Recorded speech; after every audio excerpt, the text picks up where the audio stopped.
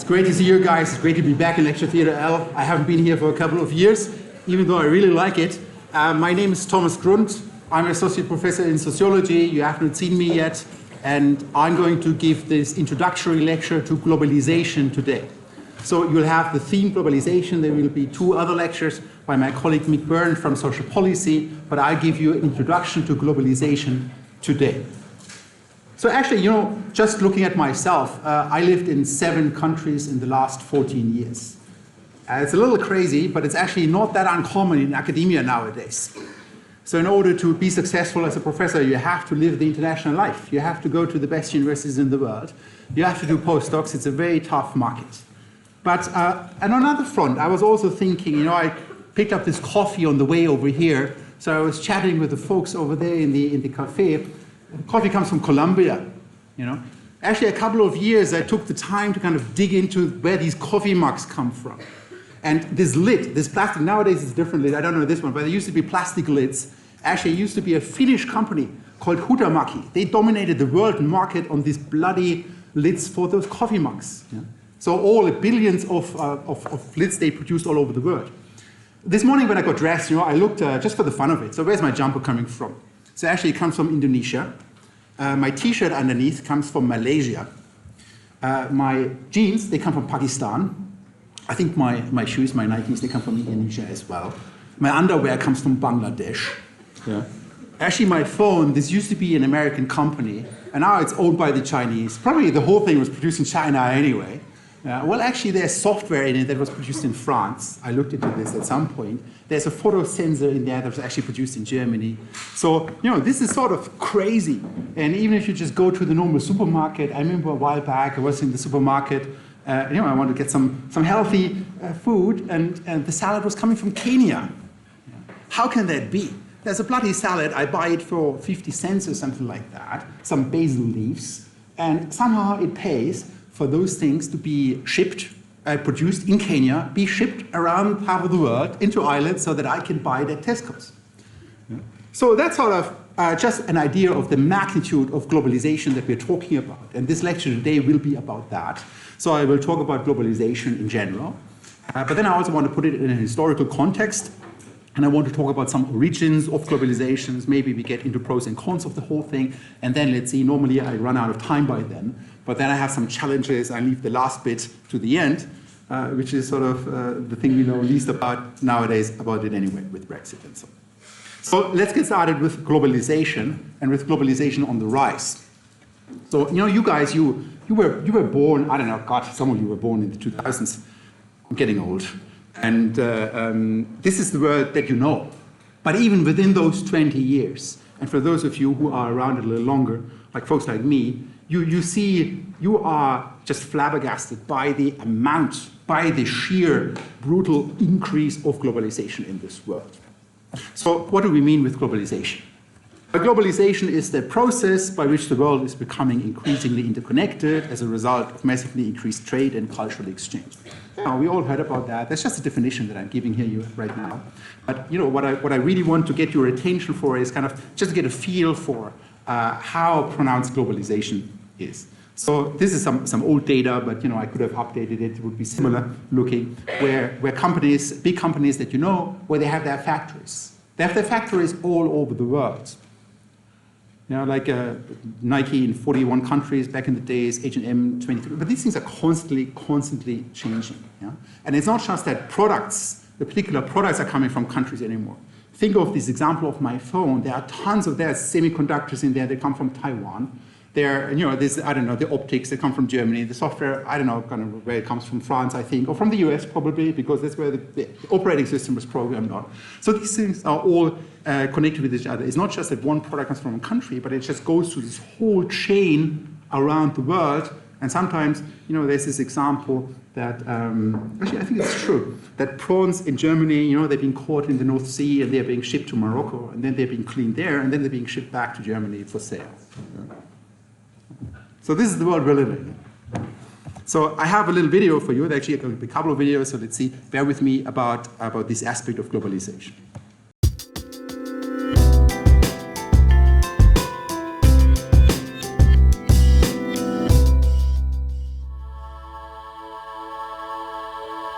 Trade is the engine of the global economy. More people, more goods, and more services are crossing borders today than ever before. But trade has changed dramatically in the 21st century. Through much of history, a good produced in a country was largely made of parts sourced there. Today, products are composed of parts from all over the world. To fully understand trade, we have to measure the value added at each point in the process. Imagine China exports a $100 smartphone to the United States. China may have only produced $10 or $20 of the total value of that phone. The rest of it was imported from elsewhere. Graphic design from a California studio, computer code from programmers in France, a silicon chip from a factory in Singapore, precious metals mined in Bolivia. Trade improves competitiveness. Cheaper imports of parts and cheaper access to services bring benefits to consumers and companies alike. To realize the full potential, we need seamless border crossings, simpler customs procedures, sophisticated logistics, and more trade liberalization, especially in services. So this is a video from the World Trade Organization. So they promote these kind of things. We'll talk about that. Is that really what we want? But you see, it's not that easy anymore. It's not that easy anymore to disentangle things. Even if you follow a little bit what's going on with the trade war right now between the US and China, it's actually not that easy to unpack these things, because products, and Apple has products, they are being produced in China, but then they can get shipped around the whole world and other parts come from elsewhere. So you cannot just separate these kind of things from each other anymore. They are incredibly interconnected with each other. So international trade, let's talk a little bit about that. International trade is the exchange of capital, goods, and services across international borders or territories, sometimes within an island as well, from the Republic to the north. It is the exchange of goods and services among nations of the world. In most countries, such trade, we measure these kind of things as share of the gross domestic product. You might have come across that. So what is the gross domestic product? That's a measure really just for the monetary value of the final goods. Like how much value is being generated in a country, of goods and those that are bought to final users, produced in a country in any given period of time. So that's just a measure of how big is the economy in a way. And then we kind of look at trade as a percentage of that. So now with these two numbers in mind, so now I'm going to show you a first graph which is already outdated. This is the trouble with these kind of lectures. I have other lectures I can keep using the same material, but in this lecture it's a problem because you see how quickly it changes. Yeah? And you see that this is sort of like quickly, I don't know, just in your lifetime it more than doubled. If you're one of those fortunate enough to born in the 2000s, if you're earlier, you see how massively this increased. So since I was born, it's more than doubled by 8. Yeah? How much global trade we have there. So is that all about globalization? Well, it's not. It's a big component to it. We have trade, obviously, and we'll talk more about that. But it's also about culture. And when we look into that in social terms, I told you earlier about how I lived in 7 countries over the last 40 years. I have friends all over the world. It's crazy.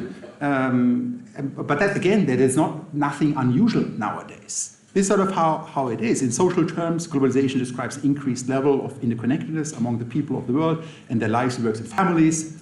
I don't know if you have, probably you have your mom on your WhatsApp as well. Yeah? Suddenly you are connected. You are involved in events that happen at the other end of the world. But also as a cultural phenomenon, we observe globalization. We see ideas being exchanged. We see memes nowadays being a cultural thing. It's not just a thing in Ireland. This is a global phenomenon. There are sort of challenges. There are certain, I don't know, the challenges that people do and post on Instagram, YouTube, and so on. These are global phenomena. And they very quickly become global. Yeah? Why? Because we are so connected with each other. But then also in terms of the culture that you produce, when you look at musicals, when you look at movies, when you look at music, these are all global phenomena nowadays. Of course, you still have your local areas in a way, but people have Netflix all over the world. People see the world charts all over the world. And in a way, it's kind of odd. We are more connected and we think that we're becoming more individual by doing so, but in fact, we sort of converge to all being more similar. It's a fascinating thing, sociologically very fascinating, about how this leads to monoculture in some sense, or how we kind of try to be different, but at the end, by doing though and connecting to other people, become more similar at the end of the day. Just to summarize what I said so far, we have definitely increased international trade, massive degrees, just within the last 20 years. Companies are nowadays operating in more than one country. They are multi-country, huge businesses with dependencies all over the world. We have freer movement of capital, goods, and services, and we also have a worldwide recognition of companies and brands. So wherever you go, I don't know, you go to a third world country, Coca-Cola has already been there. You go there, I remember I was in the jungle in Cambodia a couple of years ago. Coca-Cola was there. So that was the chair that I was sitting on. But so we do have global companies and global brands. Let me put this in historical context. So how does this fare with, is this a new thing? Has this been there before or not? So let's look at globalization in history. It would be a lie to say that globalization wasn't there before. Actually, at certain times in our development, there was more globalization than later on. So we had, for example, the Silk Road. It's surprising when you look at, or even before Viking settlements, how they had goods that came from India or things like that. So it's not that it hasn't been there, but when we again kind of try to represent it in a way as a percentage of the world exports, it's like another way of kind of visualizing the degree of globalization. So here it's visualized as a percentage share of the world's GDP that are related to exports, where a country exports something. And there you see also over the last few hundred years, all that a pretty clear trend. It's like pretty obvious in which direction this goes. So let me show you another video in relation to the historical context of globalization. If you think about it historically, most things didn't travel very far from their point of origin. Most people didn't travel very far from where they were born. Most products were made locally.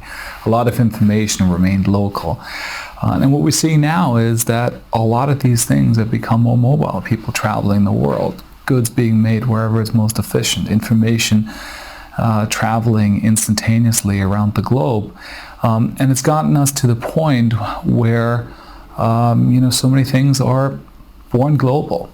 There used to be a time when companies could start in one place and conquer a local market and hone their skills. And at one point, you would take the decision: we're going to expand internationally, and let's go to this market, let's go to that market.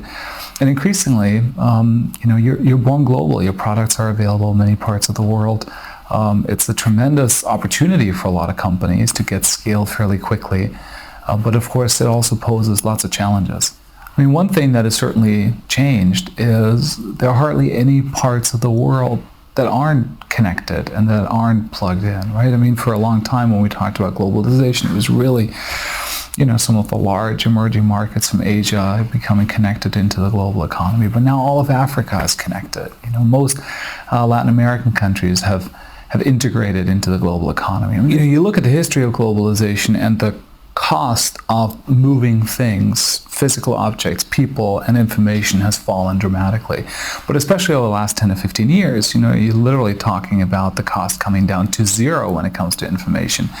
So our ability to digitize things, not just communications, but even products and services, has dramatically increased.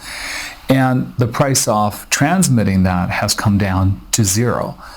And sometimes you say, well, is this just a quantitative change or is it a qualitative change? But when you have the cost of global reach approaching zero for a whole lot of things, that is a qualitative change.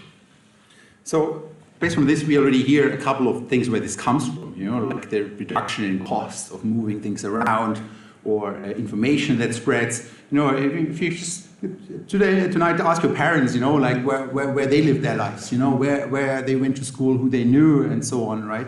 Actually, in terms of my parents, they grew up in the same road. Yeah? But they didn't know each other until they were 18. But then they kind of met, and I don't know, and now they're married for over 50 years. But that's just one of the examples, where the world has changed. The key thing is costs for moving things went down. Information is being transmitted instantaneously. We don't need to wait anymore.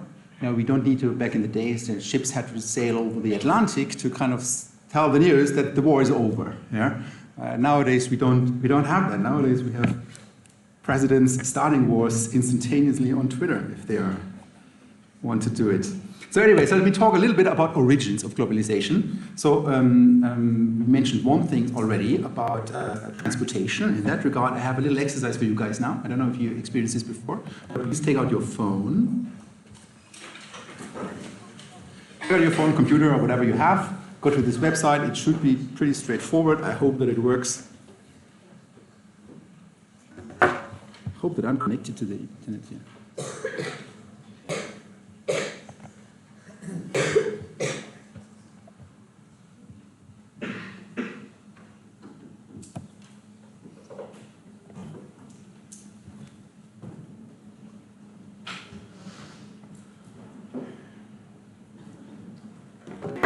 So what is the question here? Think about the cargo ship, you know, these things that are on the ocean, and there are containers on them. So what if you take the biggest ship and you put all the containers next to each other? How long would that be?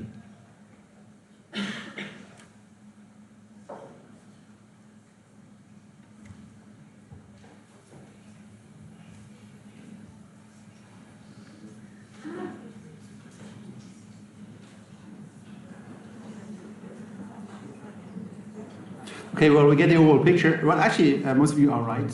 It's over 150 kilometers, just the containers from one ship.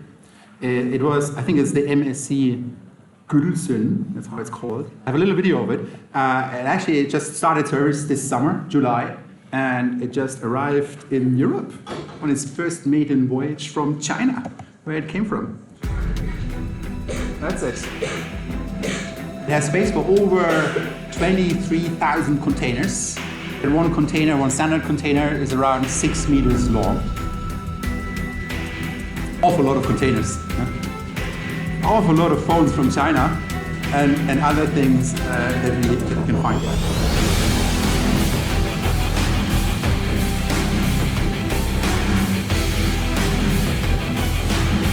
So the thing is a 400-meter beast,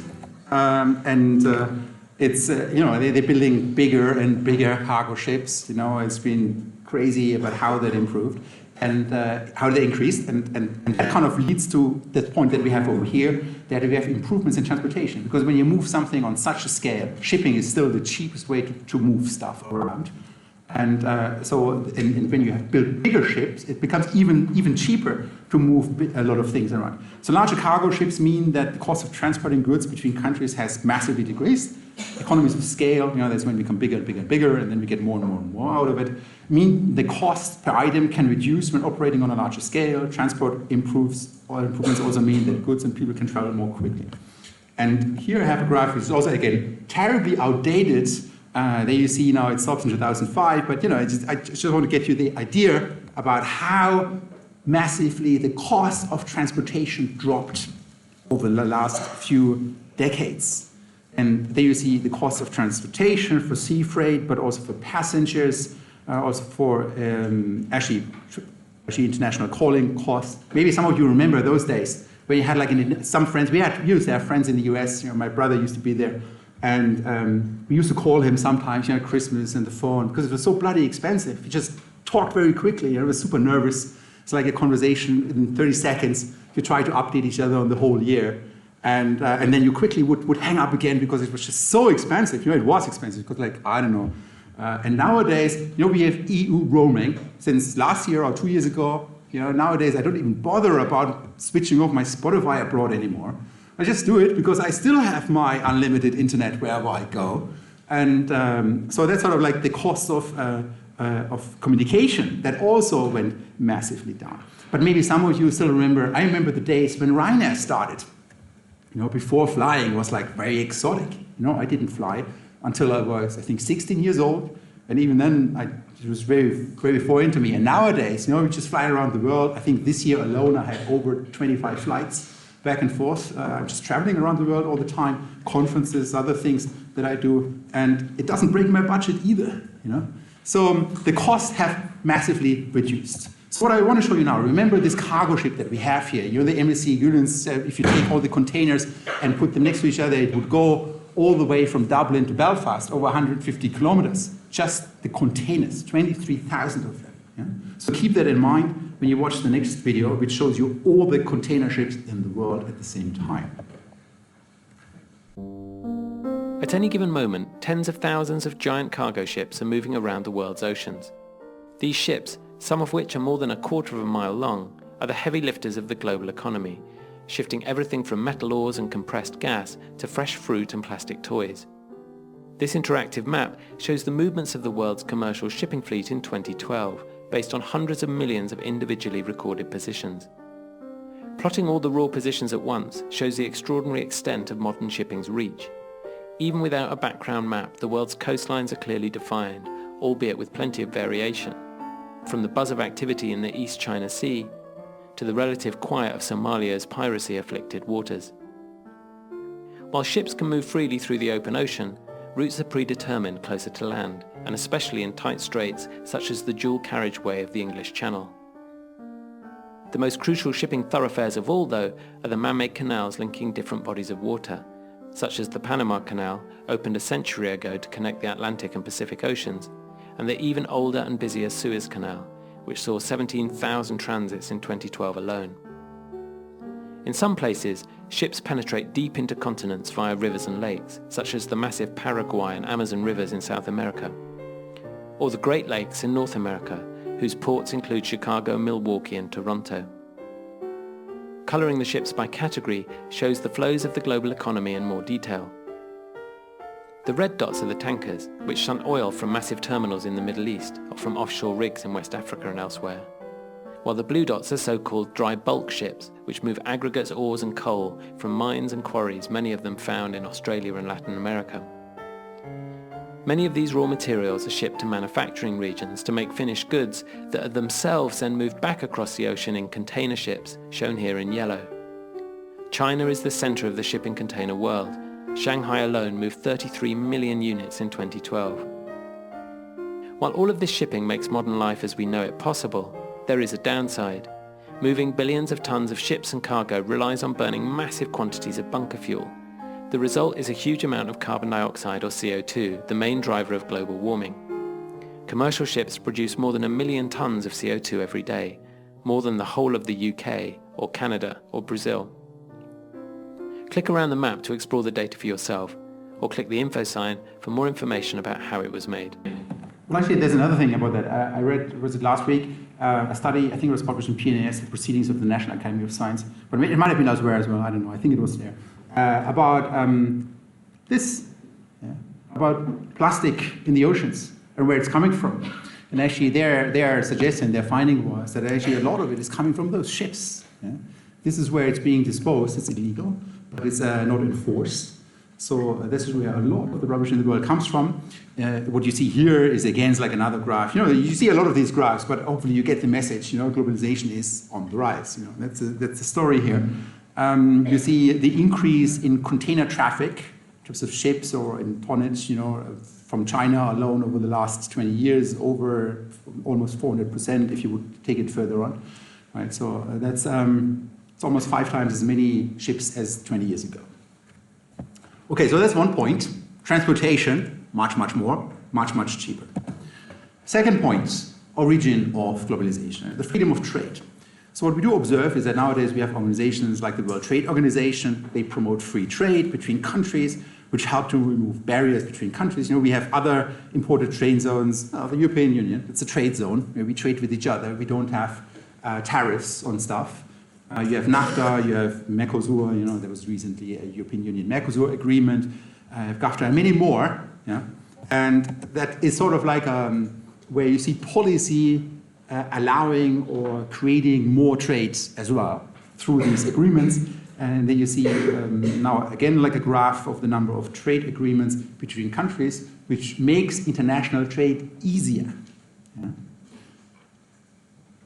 Because it's treated as in the European Union as a single market, you know, so everything competes with everything. There's no protection on things. But for example, you would go to other countries. You go to Switzerland, for example.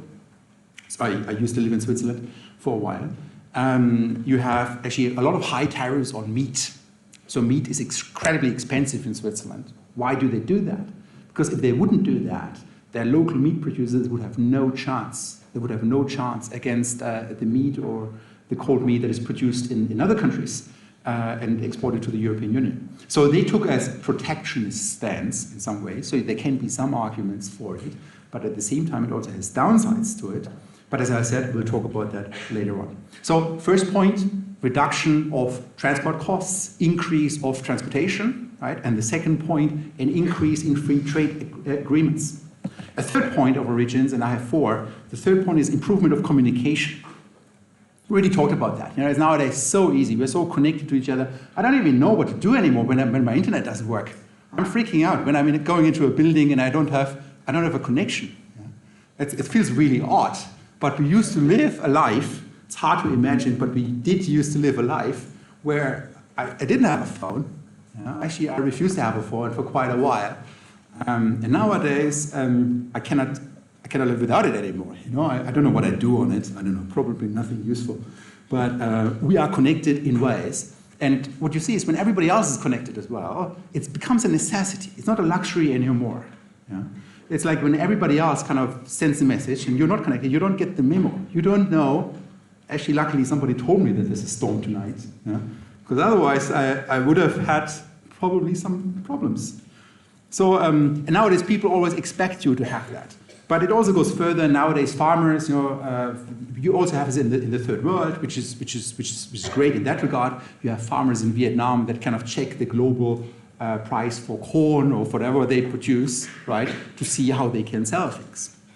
So what you see is that we are much more connected with each other nowadays, and communication works instantaneously. It's not that we used to have to wait, like, okay, how much do I pay for coal? I don't know, but now we have global markets for that, and we see things straight away. It sort of brings us closer. Fourth origin of globalization. Remember, I started off with a graph about factories of the world, where they are, and then you saw all those big companies having factories all over the world, and my clothes coming from Malaysia, Indonesia, and Bangladesh. Why do they come from there? Because it's just cheaper to produce there. And apparently, it's cheaper to produce it there and ship it over here than to have it produced over here.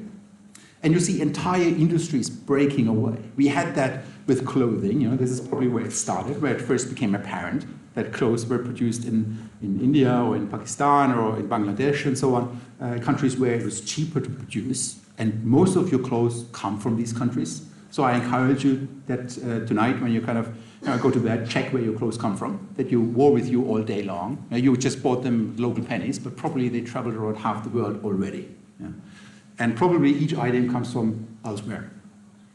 So, and think about it from the perspective of companies, because if transportation costs are low, if costs of communication are low, and things are instantaneous, what prevents me from producing the country that is the cheapest? It actually makes a lot of sense.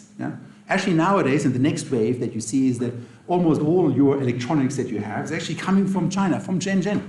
This is where this stuff comes from. This is like an incredible value chain that they have built over there. It's a supply chain where all the items are around, and hardly any electronics are not produced in China anymore. China became the factory of the world. Without China, we would have a serious problem. So what you see is that cheaper labor costs. So this is a graph, again, it's a little outdated, it's from 2010, but you get the story about when you compare different countries in the costs per hour per person working on something. And you have Europe, or Northern Europe in particular, being expensive, and then you have China and India just being a fraction of that. And when you're a company and you're under pressure, you're international competition, what are you going to do? Well, you probably start producing where it is the cheapest, because this is the way how you can be competitive, this is the way how you can survive in this fierce international market. Okay, so I talked about four origins: transportation going down and going up, costs going down and more transportation happening, more shipping, then free trade agreements, then we had, what was the third one? Information, being passed on instantaneously, communication being easier, and the fourth one being lower labor costs. Okay, so now let's talk a little bit about pros and cons on this. If you are an entrepreneur, you might think this is all a shiny world, but maybe, I am a sociologist after all, so if I don't tell you about that, who does? So let's talk about pros and cons. So again, I have a little video for you, and this is actually from the G20 summit. G20 summit is where the most important 20 industrious nations come together, I don't know, on the presidential level, and they talk about stuff. And this is now a video from the G20 summit in 2017, which happened in Hamburg in Germany. A Fox News alert, and the protesters are taking to the streets in Hamburg, Germany right now. These pictures just into us, coming in live as protesters there, basically anti-globalization forces, as we understand it, are protesting the G20 summit in Hamburg, Germany. Some tear gas is being employed. You can see kind of the anti-personnel armored vehicles there, and there's some of the tear gas that seems to be wafting through the crowds. Obviously, a tense time in Hamburg as the leaders of the top 20 economies of the world have gathered there to talk about the world economic situation and, try to make things better for all of us, but these protesters are having none of it. There go the water cannons, very effective in keeping protesters at bay, knocking them off their feet in a non-lethal way. That's what often happens. So these, again, the protesters apparently arguing. I could go on with that. There's actually a couple more minutes. It becomes really violent. First of all, it's actually fun to watch Fox News once in a while. So I can highly recommend it. It's entertaining. But you get the story. Actually, there were serious riots. There were serious riots happening. People got injured, and this is no joke. So there's a lot of fierce resistance to that. And, those tear gas, it's no fun. Actually, once, funny side story, I ended up surrounded by police being in the middle of tear gas in Copenhagen. Don't ask me why, but it was no fun at all. But here you have a global movement that is against globalization. We have it there. And now I invite you to take 2 minutes to talk to the person next to you and think about those protesters and why they are so angry with the G20 and the World Trade Organization, which is also what is being accused here, and make a list of your 2 or 3 best explanations. So I give you 2 or 3 minutes, and then we come back together again. Yeah? Okay, so go.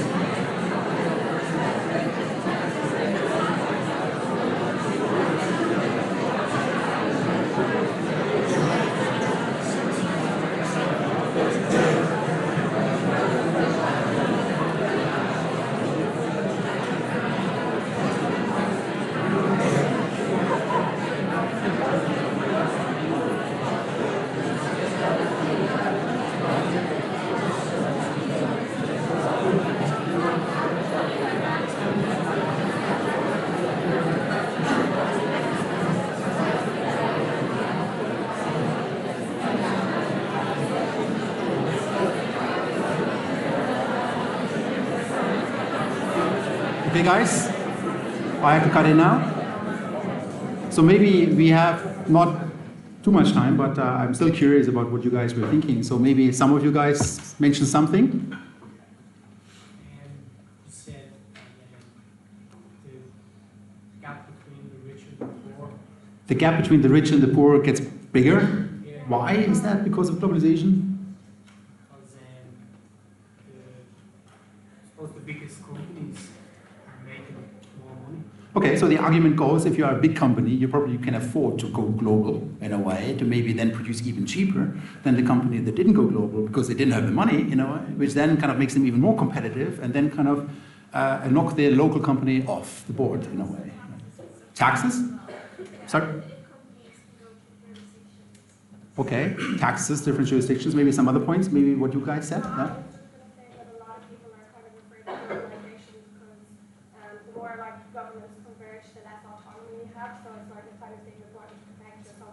Okay, so the argument is the more that governments converge, probably you're talking about free trade agreements or things like that, the less. Yeah. The less choices we have. So maybe the argument is, okay, we are part of the European Union, so we can make fewer choices about what we want to do, but it's probably an argumentation that folks in the UK love at the moment, because they voted for leaving the European Union. Maybe another point, yeah? Higher unemployment in certain countries when industries Yeah. are relocated because of people. Yeah, just think of the example of Switzerland. Actually, I thought it's a beautiful country. You know, I love to go hiking there. And then you have these farms up there with their cheese and stuff. And then you imagine them being part of the European Union. They would probably suffer tremendously. They would have no chance to survive, you know. So actually it would have implications also for nature that we have there. You know, nobody would maintain it anymore. There was another point up there. So there's also the protection of small businesses, for example. Yeah. Because before globalization, there was that one place where you always went to for coffee. Yeah. And then now the globalization is happening, these big corporations are moving in, and people are talking about like how small businesses can become big, large businesses as well. But they already start with less. Okay, the argument is that big companies come in and they push the smaller ones aside. The example that I'm thinking of when I'm in the UK, traveling there, going to high street, and it's all the same. No matter where you go to the UK, you always have the same stores.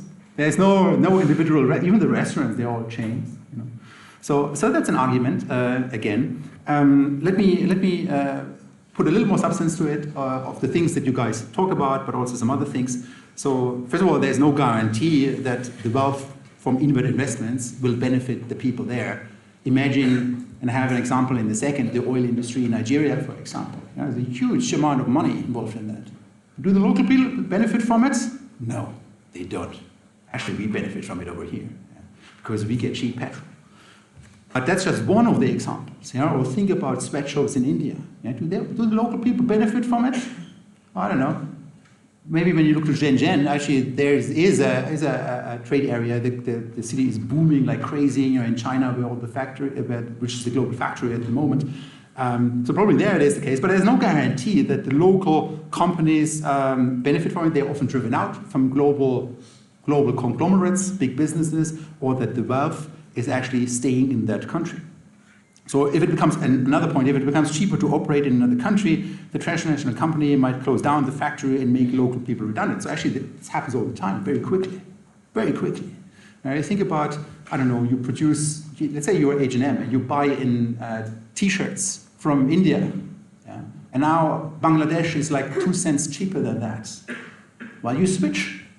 Yeah?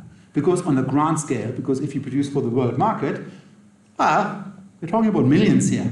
So it really pays, even at the small margins that we have over here. And then we've seen that before. We've seen it in Africa a lot. The big companies come in, they do their thing, and then they go, and then they leave the country worse than it was before. So that's another point that we could have, or that people often bring up. Globalization can be the threat to the world's cultural diversity. And that's another point that we have. Nobody talked about that so far. An example of this is, Hollywood films. They are far more likely to be successful in the world. They have more budgets, which kind of, it's like this self-enforcing thing, right? Because then there's more money in it. They produce more money, they make more of it, and so on. Right? And it drives out niche little firms. Here you still find it. You could argue, well, probably there are certain niches that kind of maintain that, but definitely there's a tendency towards we are losing cultural diversity. Yeah? There's no doubt about that. An absence of strictly enforced international laws means also that transnational companies, and I think this is one of the biggest dangers, may operate in less developed countries in a way that would not be allowed at home. Yeah?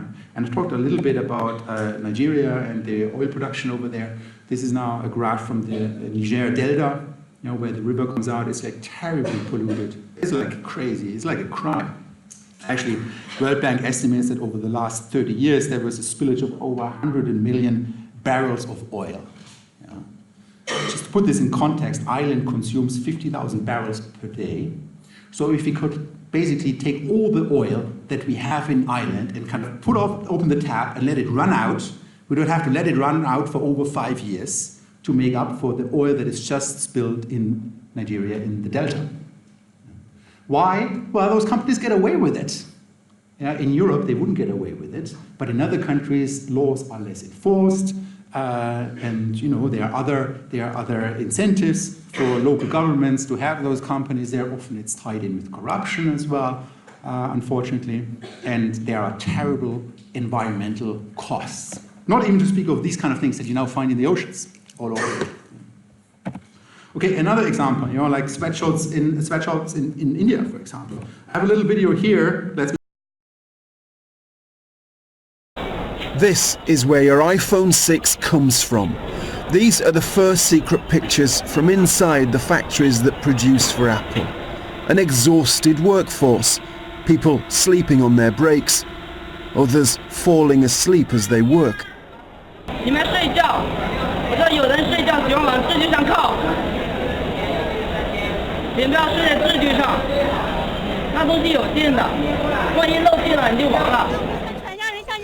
In 2010, after 14 workers killed themselves at another factory producing iPhones, Apple published promises to protect workers. So have things changed? Our undercover reporters got jobs through agencies, and within minutes Apple's rules were broken. Everyone in China needs to carry an ID card. Our workers' card has been taken. They said they needed to see my ID. When they got it, they didn't return it to me. I demanded that they return it. I felt helpless. They came to work at Pegatron, where iPhones and iPads are assembled. They have to pass a crucial health and safety exam. They will. The answers are chanted out.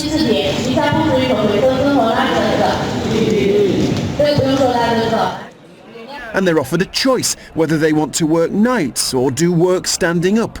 But there's no choice. He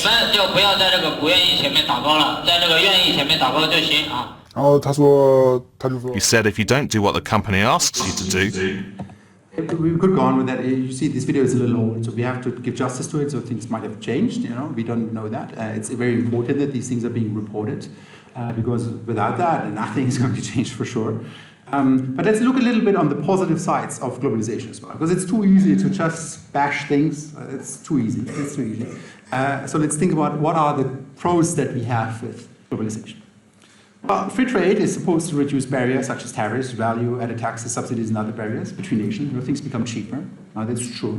If there's going to be a hard border, regardless of the political implications, just economically, it's going to be a huge problem, or it's going to be a huge downer for economies on both sides of the border. Just because so much trade flows, it's going to be more expensive, people are going to buy less, and at the end, companies will suffer from it. Inward investment by transnational companies can help countries to provide new jobs and skills for local people. That's actually true. Actually, China was very successful with that. They had joint ventures with other international companies coming in. So there was a lot of knowledge transfer, which is actually now at the center of the global trade war as well, because the Americans didn't like that. But in some ways, you cannot blame the Chinese for kind of wanting to have the know-how to stay with them as well. Transnational companies bring wealth and foreign currency to local economies, which is true. When they buy local resources, they bring in people. Well, actually, sometimes it's really odd. One of the most expensive countries in the world to live in. Do you know which it is? Yeah? The most expensive city in the world? It's Angola, I think. Yeah, it's Angola. So the rents is the highest in the world in Angola. Why? Because of the oil industry. Because that brings in people, they're desperate for apartments, they're not enough, price goes up. And guess who suffers from it? People in Angola. Because suddenly they cannot afford rents anymore. So it's even worse than in Dublin.